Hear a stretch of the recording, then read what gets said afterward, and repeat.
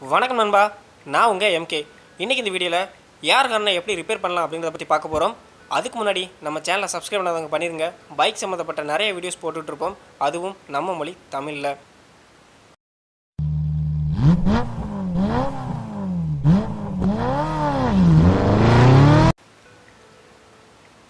தயவு செஞ்சு டிராஃபிக் ரூல்ஸை ஃபாலோ பண்ணுங்கள், ஹெல்மெட் போட்டு பைக் ஓட்டுங்க. இது வந்து பார்த்திங்கன்னா ஸ்பாட்ரா அப்படிங்கிற ஒரு ஹார்னு நம்ம எம்கே பைக்கர் பிட்ஸில் கஸ்டமருக்கு எல்லா ப்ராடக்ட்டுமே செக் பண்ணி தான் அனுப்புவோம். அப்படி செக் பண்ணுறப்ப இந்த ஹார்ன் வந்து 2 ஹார்னுமே ஒர்க் ஆகலை. ஸோ அதனால் இதை வந்து ரிஜெக்ட் அப்படின்னு சொல்லிட்டு தூக்கி போட்டோம். இன்றைக்கி அதை வந்து சர்வீஸ் பண்ணி என்னோடய ஓன் பைக்கில் வந்து நான் ஃபிக்ஸ் பண்ணிக்க போகிறேன். அதுக்காக வந்து ஃபஸ்ட்டு எப்படி சர்வீஸ் பண்ணலாம், எப்படி ஒர்க் அவுட் ஆகுதா என்ன அப்படிங்கிறத இந்த வீடியோஸில் பார்க்கலாம். இந்த 2 ஹார்னில் ஒரு ஹார்ன் வந்து பார்த்திங்கன்னா இந்த ஹார்ன் வந்து பார்த்திங்கன்னா லைட்டாக ஒரு மாதிரி சவுண்டு டிக் டிக்னு கேட்குது. ஆனால் இன்னொரு ஹார்ன் வந்து பார்த்திங்கன்னா சுத்தமாகவே எந்த சவுண்டுமே இல்லை. ஸோ அதனால் ரெண்டுக்கும் சர்வீஸ் வந்து கொஞ்சம் டிஃப்ரெண்ட்டாக இருக்கும். அதுக்கு முன்னாடி ஹார்னை எப்படி ஃபிக்ஸ் பண்ணலாம் அப்படிங்கிற ஒரு சில டிப்ஸ் வந்து பார்க்கலாம். இப்படி ஹார்னை வந்து ஃபிக்ஸ் பண்ணக்கூடாது அப்படின்னு போட்டிருக்காங்க. ஸோ எந்த பொசிஷன் அப்படின்னு பார்த்தா இந்த பொசிஷனில் ஃபிக்ஸ் பண்ணிங்க அப்படின்னா தண்ணி உள்ளே வந்து போய் கீழே வந்து ஸ்டோர் ஆகிரும். கீழே தான் வந்து காயில் இருக்கும். அதனால் வந்து தண்ணி பறிச்சுன்னா காயில் பஸ்ட் ஆகிரும். காயில் பஸ்ட் ஆகிடுச்சுன்னா ஹார்னை வந்து ரிப்பேர் பண்ணவே முடியாது. ஸோ நிறைய பேர் நேராக ஃபிக்ஸ் பண்ணுறதுல காற்று வந்து அதிகமாக உள்ளே போகும். பைக்லாம் பார்த்தா நேராக ஃபிக்ஸ் பண்ணியிருப்பாங்க. அதனால் ஏர் டஸ்ட்டெல்லாம் உள்ளே போய் அதுவும் டேமேஜ் ஆகும். ஸோ அதனால் பார்த்தீங்கன்னா ஹார்னை எப்போவுமே ஏர் ஹார்னை கீழே பார்க்குற மாதிரி ஃபிக்ஸ் பண்ணுங்கள். ஸோ அப்படின்னா தான் வந்து இன்னும் கொஞ்சம் நல்லாவே சேஃப்டியாக இருக்கும் அப்படின்னே சொல்லலாம். ஓகே, இது வந்து பார்த்திங்கன்னா ஹார்னை வந்து டியூன் பண்ணுற வந்து ஸ்க்ரூஸ் வந்து உள்ளே இருக்கும். அதை வந்து புது ஹார்ன் அப்படிங்கிறனால லேமினேட் பண்ணியிருக்காங்க. அதாவது ஒரு ஹார்ன் வந்து டிக் டிங் சவுண்டு கேட்டுச்சு இல்லைங்களா, அந்த ஹார்னை வெறும் டியூன் மட்டும் பண்ணாலே போதும், ஒர்க் அவுட் ஆயிரும். ஓகே, ஃபஸ்ட்டு வந்து ஹார்னை ஃபுல்லாகவே ரிமூவ் பண்ணிடுவோம். ஹார்ன் வந்து எப்படி ஒர்க் ஆகுது அப்படின்னு தெரிஞ்சால் தான் எந்த இடத்துல பிரச்சனை அப்படிங்கிறத நம்மளால் புரிஞ்சிக்க முடியும். அதுக்கு வந்து எல்லா ஸ்க்ரூஸையும் நான் ரிமூவ் பண்ணுறேன். ரிமூவ் பண்ணிவிட்டு ஹார்னை ரிமூவ் பண்ணி காட்டுறேன் பாருங்கள். இது வந்து வெறும் பிளாஸ்டிக் தான், இதில் எந்த மேட்டருமே இல்லை. தூக்கி கீழே வச்சிடலாம். இதில் வந்து பார்த்திங்கன்னா மேலே வந்து ஒரு சின்ன தகடு மாதிரி தான் இருக்கும். ஹார்ன் வந்து நம்மளுடைய ஸ்பீக்கர்லாம் இருக்குது பார்த்திங்களா, அது எப்படி ஒர்க் ஆகுதோ அதே கான்செப்டில் தான் ஹார்ன் வந்து ஒர்க் ஆகுது. அதுக்கு முன்னாடி நம்ம அந்த டியூன் பண்ணுற ஸ்க்ரூஸ் வந்து லேமினேட் பண்ணியிருந்தாங்க இல்லைங்களா, அதை எல்லாமே பிச்சு எடுத்து அந்த ஸ்க்ரூஸை வந்து அட்ஜஸ்ட் பண்ணுற மாதிரி ரெடி பண்ணி வச்சுக்கலாம்.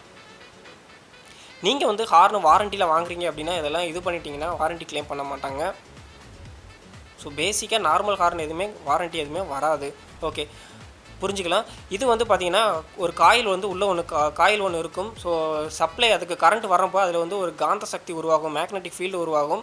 அதுக்கப்புறம் பார்த்திங்கன்னா அது சின்ன ஒரு தகடு மாதிரி இருக்குது இல்லைங்களா, ஸோ அதுலேயே வந்து ஒரு சின்ன ஒரு காயில் மாதிரி இருக்கும். அதை வந்து அது மேலே தள்ளும். ஸோ தள்ளும்போது நம்ம சென்டர்லேயும் வந்து பார்த்திங்கன்னா மேக்னெட்டிக் ஃபீல்டு உருவாகும். அப்படி ரெண்டுமே உருவாகும்போது நம்மக்கிட்ட வந்து இன்னொரு சின்ன ஒரு தகர மாதிரி ஒன்று இருந்துச்சு பார்த்திங்களா, ஸோ அதில் வந்து அந்த தகரத்தை வந்து மேலே கீழே தள்ளும். ஸோ அது அட்ஜஸ்ட் ஆகிறப்போ தான் இந்த சவுண்டு வெளியே வருது. அதாவது ஈஸியாக புரிகிற மாதிரி சொல்லணும்னா, நம்ம இலையில் பிபி செஞ்சு ஊதிருப்போம் இல்லைங்களா, அதே மாதிரி 90s கிட்ஸ்லாம் பார்த்திங்கன்னா ஆசை சாக்லேட்டில் வந்து இந்த இது ஒரு மாதிரி பிபி செஞ்சு ஊதுவாங்க. ஸோ அதே கான்செப்ட் தான் பார்த்திங்கன்னா லைட்டாக கேப் வருது பார்த்திங்களா. ஸோ அந்த அட்ஜஸ்ட் ஆகும்போது அந்த சவுண்டு தான் வந்து உங்களுக்கு ஹார்ன் சவுண்டாக வெளியே கேட்குது. ஓகே, அந்த மாதிரி தான் இருக்கணும். ஸோ அதுக்கு தான் வந்து இந்த அட்ஜஸ்ட்மெண்ட்டு எல்லாமே.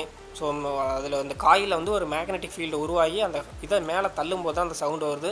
அந்த கேப்பை வந்து அட்ஜஸ்ட் பண்ணுறதுக்காக தான் இந்த ஸ்க்ரூஸ் கொடுத்துருக்காங்க. ஸோ இது ஃபுல்லாக டைட்டாக வந்து இதாக இருந்தாலும் கேட்காது, ரொம்ப ஹைட்டாக இருந்தாலும் அந்த சவுண்டு கரெக்டாக வராது. அதை ஒரு கரெக்டான லெவலில் வந்து டியூன் பண்ணணும்.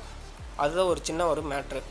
ஓகே, உள்ளே வந்து பார்த்திங்கன்னா காயில் வந்து பஸ்ட் ஆகிருந்துச்சுன்னா வந்து அதை ரெடி பண்ணவே முடியாது. இது வந்து பார்த்திங்கன்னா புது ஹார்னுங்கிறதுனால ரொம்ப தெளிவாக இருக்குது. அதே மாதிரி சைடில் வந்து எங்கேயுமே வந்து ரொம்ப நாள் ஆச்சுன்னா ரஸ்ட்டு ஃபார்ம் ஆகும். இதில் வந்து எந்த ஃபார்மும் ஆகலை. அதனால் நம்ம டீட்டெயிலாக எதுவும் பண்ண வேண்டியது இல்லை, எதையும் துடைக்க வேண்டிய அவசியம் இல்லை. ரஸ்ட்டு ஃபார்மாக இருந்தால் அதை கொஞ்சம் க்ளீன் பண்ணி போட்டிங்கனாலே ஒர்க் அவுட் ஆகிரும்.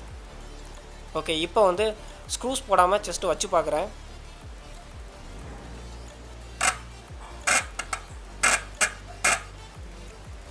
இப்போ வந்து பார்த்திங்கன்னா சவுண்டு கொஞ்சம் நல்லாவே கேட்குது. ஃபஸ்ட்டு டிக் டிக்னு கேட்டுச்சு, இப்போ கொஞ்சம் கண்டினியூஸாக சவுண்டு கேட்குற மாதிரி இருக்குது. லைட்டாக கையில் ப்ரெஸ் பண்ணிவிட்டு வைக்கிறேன். கொஞ்சம் கண்டினியூஸாக சவுண்டு கேட்குற மாதிரியே இருக்குது. ஸோ அதுக்கப்புறம் வந்து பார்த்திங்கன்னா எல்லா பக்கம் ஸ்க்ரூஸை போட்டேன்.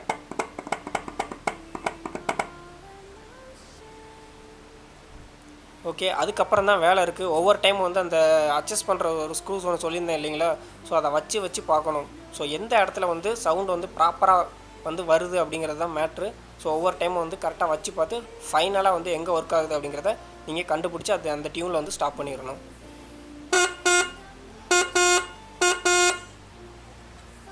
ஒரு ஹார்ன் ஒர்க் ஆக ஆரம்பிச்சிருச்சு. இப்போ அடுத்த ஹார்னும் அதே ப்ராசஸ் தான் பண்ணேன். ஸோ அந்த ஹார்னும் ஒர்க் ஆகுது. ஒரு ஹார்னோட சவுண்டு கொஞ்சம் போல்டாக இருக்குது, ஒரு ஹார்னோட சவுண்டு வந்து கொஞ்சம் லீனாக இருக்குது.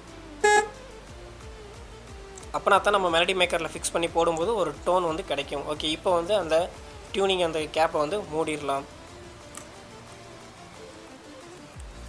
மேக்ஸிமம் காயில் பஸ்ட் ஆகாமல் ரஸ்ட் ஆகாமல் இருந்துச்சுன்னா இப்படி டியூன் பண்ணியே ஈஸியாக வந்து ஹார்னை ரிப்பேர் பண்ணிடலாம். காயில் பஸ்ட் ஆகிடுச்சுன்னா ஹார்னை வந்து ரிப்பேர் பண்ணவே முடியாது.